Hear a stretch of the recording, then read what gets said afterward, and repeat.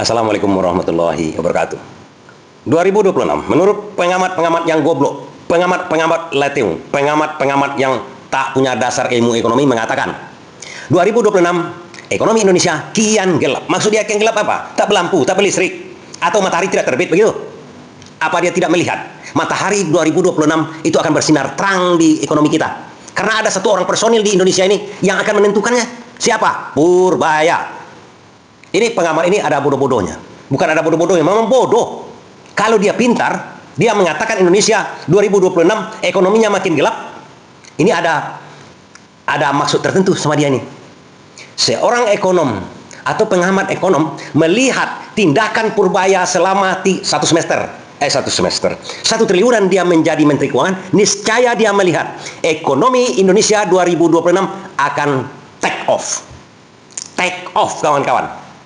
Berarti dia ini adalah pecundang-pecundang para banjingan di negara kita ini, atau dia diupah, dibayar, ilmu dia disuruh untuk mengeluarkannya, diupah oleh banjingan-banjingan yang sekarang dipermak oleh Purbaya, yang sekarang dihancurkan oleh Purbaya dengan kebijakan-kebijakan dia, dengan putusan-putusan dia, dengan cara dia mengatur keuangan negara kita ini. Selama ini negara kita ini dirampok oleh para banjingan-banjingan itu, dan dia memakai para pengamat-pengamat yang bergelar insinyur, profesor, doktor, bla bla bla, MMA, semuanya untuk menarasikan kalau ada kebijakan yang mengenai para oligarki banjingan ini, mereka akan menarasikan kebijakan itu bodoh, kebijakan itu susah, kebijakan itu tidak pro kekerangan. Padahal yang dilakukan Purbaya selama 4 bulan ini sebenar-benarnya menghabisi para banjingan itu. Saya akan beberkan kepada kawan-kawan. Jangan percaya. Di 2026 ini, kalau Purbaya ada, dan kalau Prabowo seide dengan Purbaya ini, atau setengah aja, Purbaya mengamini langkah-langkah Purbaya yang 4 bulan ini, Indonesia akan take off, kawan-kawan. Take off. Malahan sekarang krisis yang terjadi di Venezuela, di mana Trump mau memerintah Venezuela karena minyaknya melebihi cadangan minyak Arab Saudi. Itu keuntungan kepada kita, keuntungan kepada Indonesia kalau pandai memanfaatkan. Dan Purbaya, biar kawan-kawan tahu, kawan-kawan, dia ada punya trik-trik. Akan saya jelaskan pelan-pelan sama kawan-kawan. Saya jelaskan bagaimana trik dia itu mengerjai negara-negara maju, mengerjai orang-orang yang akan menzalimi Indonesia. Dia punya trik. Saya coba beberkan dulu langkah-langkahnya, biar para pengamat ini mengerti, pengamat goblok ini, atau pengamat pandai ini, yang dibayar oleh para banjingan-banjingan di negeri kita ini, menarasikan yang tak logis. Masa 2026 ekonomi kita ini makin gelap itu apa artinya? Mereka tahu nggak mereka apa artinya itu? Apa arti pertumbuhan ekonomi? Bahwa pertumbuhan ekonomi di 2026 tidak akan mencapai 6% seperti yang diinginkan Purbaya. Purbaya tidak pernah menginginkan 6% sebenarnya. Yang dia inginkannya adalah sekitar 5. Tapi yang diutamakannya sebenarnya pemerataan penerimaan ekonomi kita ini. Dengan pemerataan itu 6%, 7%, 8% gampang. Saya jelaskan kepada kawan-kawan. Oke, kita mulai pertama. Mereka mungkin tidak mengerti apa arti pertumbuhan ekonomi itu, apa saja indikatornya, cara mengukurnya. Kalau mengukur pertumbuhan ekonomi, masuk kita, bukan sekarang. Di 2026 itu kapan? Nanti Desember baru bisa diukur. Dari mana yang paling gampang mengukurnya? Paling gampang mengukurnya dari PDB, produk domestik bruto. Apa itu produk domestik bruto? Itu adalah semua produksi yang kita hasilkan di negara kita ini. Jasa dan barang. Membuat mobil, membuat rumah, membuat apa saja. Pabrik-pabrik, Indomie, susu, semua diproduksi di negara kita ini. Itu termasuk produk domestik bruto. Dijual. Omset kalau dalam toko sehari-hari. Kemudian jasa lagi. Jasa apa itu? Perbankan. Itu kan jasa menyimpan uang. Kemudian transportasi, jasa mengangkut orang. Itu jasa. Penerbangan, jasa. Itu diukur semua selama setahun, baru dibandingkan dengan yang kemarin. Nah, namanya 6%, kan 6% katanya kan. Kalau 6% kita harus ukur dulu. Produk domestik bruto kita ini di 2024 berapa? 2025. Misalnya 2024 ada sekitar 22.000 triliun. Nah, kemudian masuklah ke sini sekarang. Misalnya 2025 dapatnya 25.000 triliun. Nah, 25.000 triliun dibagi 22.000 triliun, dikurang 22.000 triliun, artinya dapat 3.000 triliun. 3.000 triliun dibagi 25.000 triliun. Itulah angka pertumbuhan ekonomi itu. Dan banyak faktor-faktor lain lagi samping itu. Dia ada dua macam sebenarnya kawan-kawan. Untuk mengukur pertumbuhan ekonomi itu banyak indikatornya. Tapi yang paling penting itu sekali adalah PDB itu. Ada lagi namanya kualitatif dan kuantitatif. Kualitatif itu rasa kehidupan masyarakat ini makin membaik. Itu kita rasakan nanti di Desember atau tahun depan, Januari, bukan sekarang. 2026 katanya ekonomi kita ini diukur pertumbuhan ekonomi kita 6%. Diukur dari Januari. Itu logika sesat yang dimainkan oleh para pengamat goblok ini. Goblok namanya itu. Bodoh. Atau suka membodohi orang lain. Dia pintar sebenarnya. Dia tahu itu. Mengukur ekonomi itu di Desember nanti, bukan sekarang. Kalau ada yang mengatakan gitu, ini orang bodoh itu. Atau tergiring ke kebodohannya. Oke, kualitatif itu apa? Kualitatif itu tingkat rasa kehidupan, kesehatan makin membaik. Itu kualitatif itu. Banyak yang rekreasi, senang, gembira. Itulah kualitatifnya. Naik berarti pertumbuhan ekonomi. Kuantitatif itu tadi PDB, kemudian pengangguran. Makin kurang yang menganggur. Kurang menganggur itu termasuk informal. Menjadi tukang, buruh, agen terminal misalnya kan. Itu termasuk pekerjaan kan.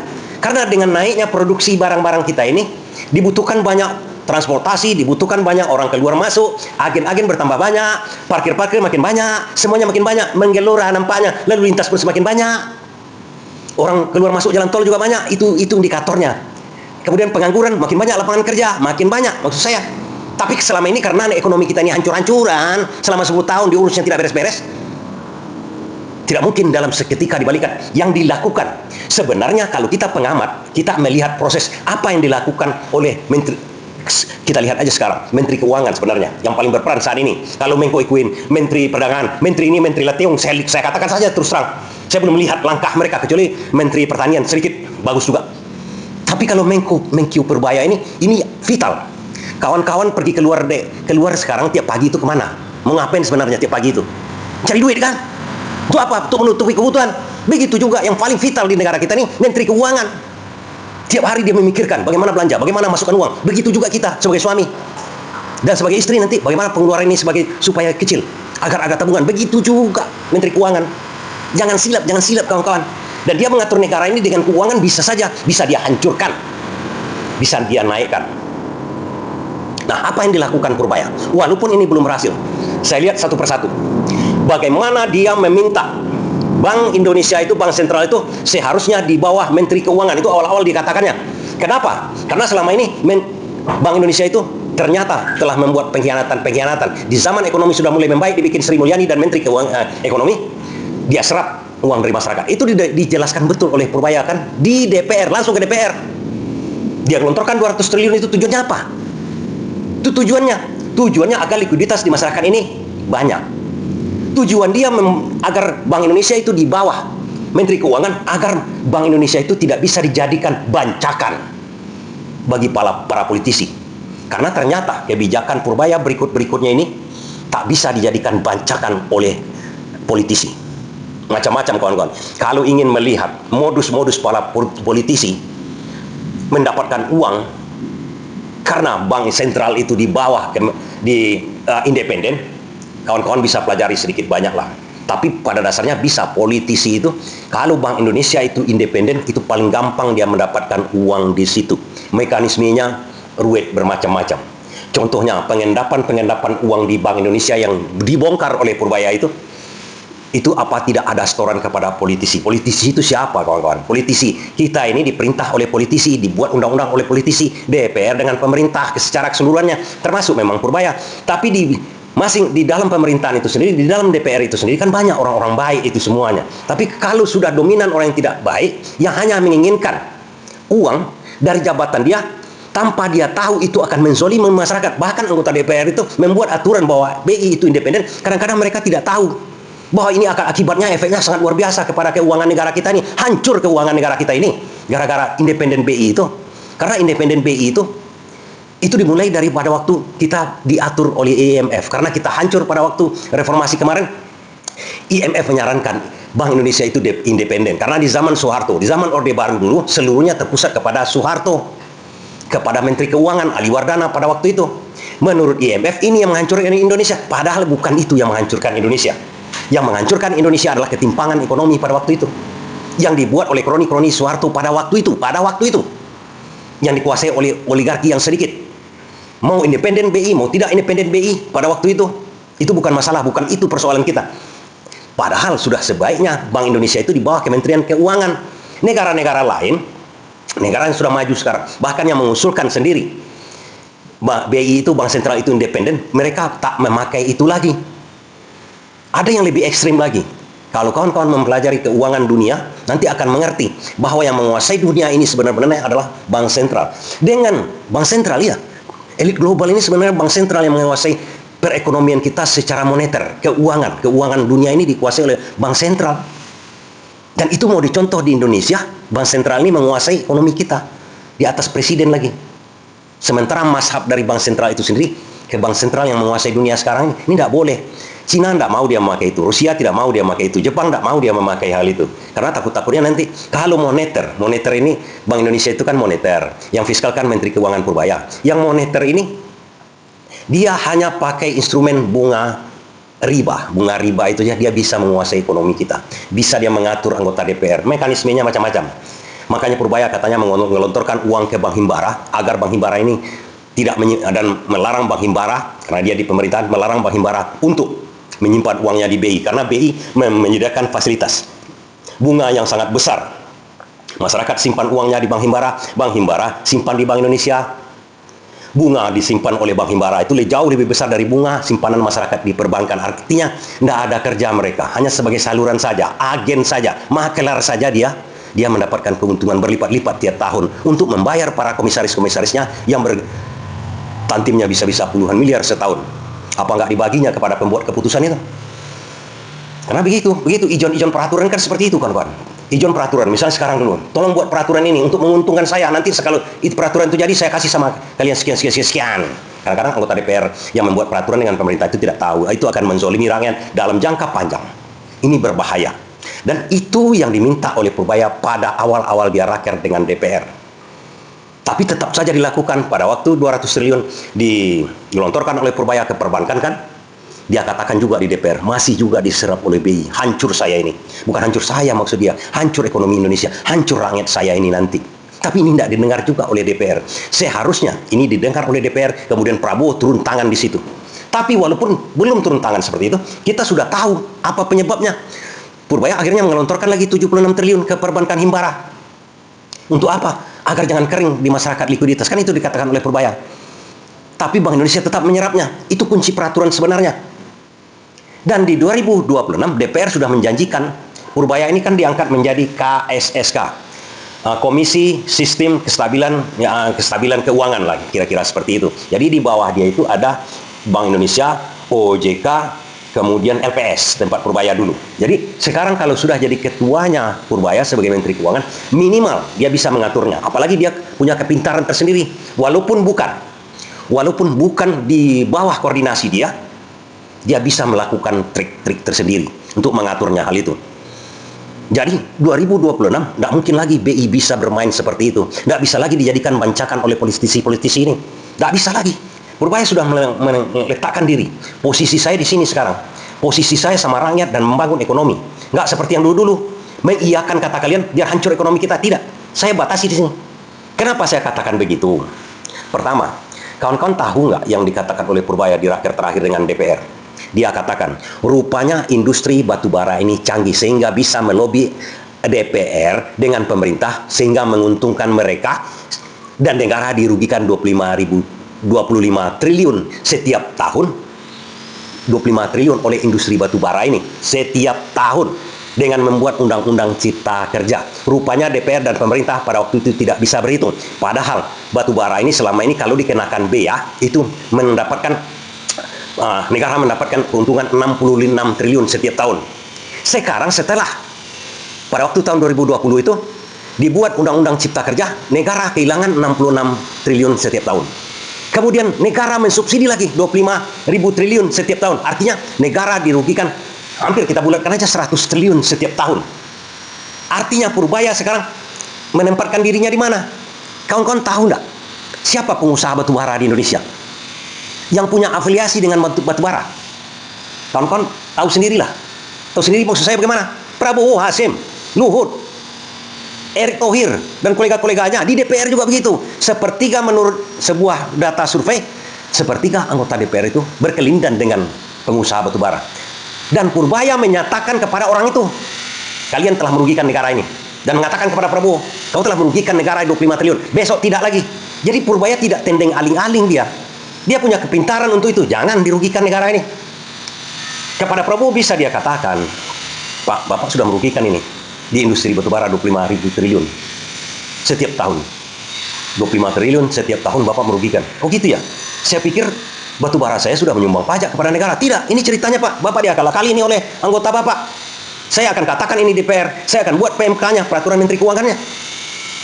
Pasti ini sudah dikatakan oleh Purbaya kepada Prabowo. Makanya dikatakan kepada DPR, kalian pun kuhajar nih kalau kayak gini. Dan ke depan tidak akan dilakukan lagi. 2026 tidak dilakukan lagi. Di mana letak akan gelapnya Indonesia? Tidak. Terang, seterang-terangnya. Batubara akan menyumbang lagi pajak. Menyumbang cukai. Menyumbang apa namanya? PNBP. Ada yang bertanya kepada kita di netizen itu. Tolong jelaskan PNBP itu, Pak. PNBP itu penerimaan negara, bukan pajak. Termasuklah biaya batubara, DHE namanya. Dari ekspor kita. Pokoknya selain pajak masuk ke negara, bea, cukai, retribusi yang masuk ke negara itu termasuk PNBP. Kalau dari pajak itu pajak penghasilan, pajak badan, pajak perusahaan, pajak saham, pajak semua, pajak bunga, semuanya itu pajak. Itu uang masuk ke negara. Dan yang dihantam oleh Purbaya seperti sekarang ini bukan hanya DPR. Itu ada ormas-ormasnya sekarang itu berkelindan dengan batubara. Dilihatnya batubara ini enak sekali dari tahun 2020, malahan disubsidi negara 25 triliun. Makanya besar untung batubara ini. Sekarang tidak bisa lagi kata Purbaya. Di mana lagi letaknya kita gelap itu kan ke depan ini kalau aturan-aturan dibuat. Nah, kalaupun keadaan-keadaan seperti itu, ini salah satu contoh aja saya katakan kepada kawan-kawan. Kalaupun keadaan seperti itu, Purbaya mempunyai logis dalam ekonomi. Dan satu lagi yang paling penting sebenarnya, kalau 4 bulan saya melihat dia ini, dia tidak bisa disogok, tidak bisa dilobi-lobi. Apa yang dikatakannya itu yang diteruskan. Seperti katanya Wus, terpaksa Prabowo turun tangan kan? Dia tidak mau, dia tetap pada pendirian. Kalau Wus itu, kalau memang Danantara sudah menguasai BUMN, itu adalah hutang BUMN. Urus saja sama Danantara. Kan jelas dikatakannya. Begitu juga MBG katanya kan, mau ditariknya dari dana-dana yang tidak terpakai. Datang Luhut, bekas atasan dia sampai 10 tahun di situ. Oke, kalau sekarang tidak ditarik, jangan ditarik Purbaya, kata Luhut. Dia bilang, oke, silakan. Saya kasih waktu pain sampai sebulan. Kalau sebulan tidak terpakai, saya tarik juga, bos.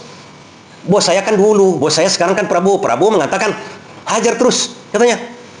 Makanya kalau Prabowo setuju dengan tindakan-tindakan Purbaya tanpa intervensi dari Prabowo, 2026 tidak ada lagi. Tidak ada namanya gelap-gelap itu. Bahkan remang-remang pun tidak terang. Matahari itu terang, kawan-kawan, terang. Kemudian tadi saya mengatakan bahwa intervensi Amerika Serikat kepada Venezuela itu malahan menguntungkan kita. Ya, sangat menguntungkan kita. Sebentar lagi, kawan-kawan, harga minyak itu turun. Lah, apa hubungannya dengan kita?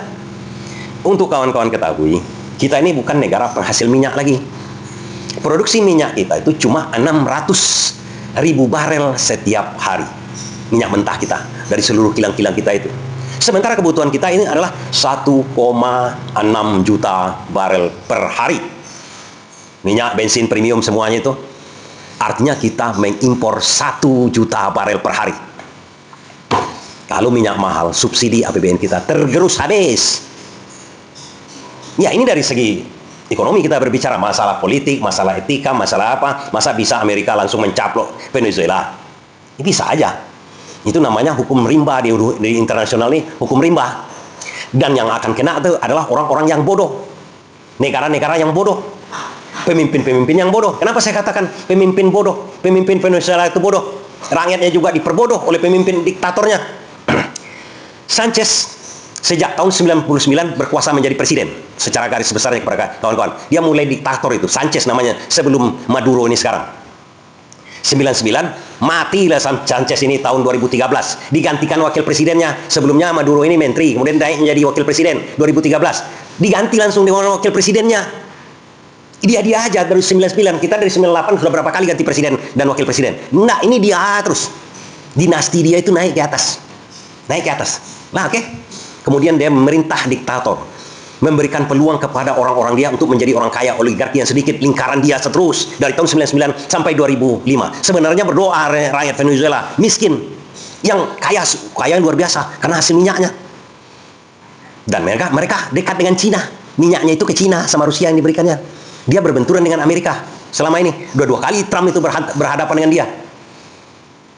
Keinginan masyarakat Venezuela, hancurlah ini dinasti dia ini. Dia mengatakan begini, kawan-kawan, negara Venezuela itu, atau pimpinan negaranya itu Maduro sama Sanchez itu, kami demokrasi kok, saya dipilih oleh rakyat. Tapi nyatanya tidak. Mereka mengkangkangi semuanya, pura-pura demokrasi. Tapi bukan demokrasi, dinasti, kerajaan. Dia mengatakan begitu kepada luar negeri. Dan Amerika tidak senang dengan orang munafik. Orang munafik, apalagi tidak suka dengan dia. Tidak suka bagaimana? Dia lagi pro ke Cina. Cina lah yang investasi di situ. Miliaran dolar untuk minyak mereka. Dan Amerika mengenakan sanksi sebelumnya. Setiap barel yang dijual oleh Venezuela, negara yang ini luar biasa nih kawan, negara yang mengambil dari Venezuela selain dari Cina kan tidak bisa sama Rusia didenda oleh Amerika mendendanya $25 kan lucu. Makanya takut orang ngambil minyak dari Venezuela nih. Yang menampung minyak itu cuma Cina. Makanya tak berkembang. Walaupun dia mempunyai cadangan dunia terbesar di dunia sekarang melebihi Arab Saudi, tidak berkembang dia pemboran-pemborannya, pemboran minyaknya. Sedikit saja karena Cina saja yang investasi di situ. Akhirnya muak Trump. Ini negara munafik ini tak boleh dibiarkan. Kan jadi pertanyaan kita. Arab Saudi negara kerajaan, dia mengatakan kami negara kerajaan. Kenapa rupanya? Jujur dia kan? Ya kerajaan ya. Kenapa misalnya Amerika tidak eksekusi aja Arab Saudi misalnya? Negara yang paling kaya minyak sebelum Venezuelanya. Eksekusi aja Kuwait, sama Arab Saudi, sama Brunei misalnya kan? Orang tuh jujur, saya kerajaannya kerajaan. Ini negara-negara munafik ini nggak suka sebenarnya Amerika. Ya walaupun bagaimana lah kita mencerca Amerika, menangkap Saddam, menangkap ini, menangkap. Tapi dalam hal ini, rakyat Amerika itu kan tidak suka dengan orang yang munafik. Sama juga dengan orang Islam, paling benci dengan orang munafik. Dia mengatakan demokrasi, tapi KPU dia milih. DPR dia juga tidak ada demokrasi di situ. Dibungkam demokrasi dari dulu-dulunya. Makanya rakyatnya betul-betul menderita. Makan tak makan tiap hari. Sementara yang petinggi-petingginya sama oligarkinya, pejabat-pejabatnya kaya-kaya mendadak. Kaya-kaya. Tiap hari ke luar negeri. Makan siang di Singapura, makan malam di Amerika, di New York, di London makan malam. Pulang lagi besok pagi. Begitu cara orang itu hidup. Sementara rakyatnya bekerja seminggu untuk mendapatkan makan cuma 1 hari, 5 hari lagi puasa. Begitu keadaannya. Inflasi jutaan persen setiap tahun. Maka udah muak Amerika. Makanya ditangkap pun ke presidennya, cuek-cuek saja orang itu. Cuek masyarakatnya. Sebagian besar bagus. Itu kalau kita ini munafik. Kita demokrasi tapi pura-pura. Coba demokrasinya seperti ya biasalah. Pemilihan begitu kan, tidak ada masalah, dunia pun mengakui kan. Tapi kalau sudah munafik, jangankan orang alim, setan pun benci kepada yang munafik itu kawan-kawan, udah pasti. Tapi Indonesia rasanya tidak, rasanya tidak, tapi ada sedikit-sedikit mungkin. Nah, kalau sudah begitu, itu keuntungan kepada kita. Minyak murah lagi nanti, subsidi negara turun habis, percaya kawan-kawan di 2026, karena minyak Venezuela itu sudah dikuasai oleh Amerika. Yang menentukan harga minyak itu siapa kawan-kawan? Bukan negara produsen minyak sebenarnya. Negara konsumen minyak. Siapa negara konsumen minyak terbesar di dunia? Amerika, Rusia, Cina, Eropa. Itu konsumen terbesar. Mereka menentukan harga minyak.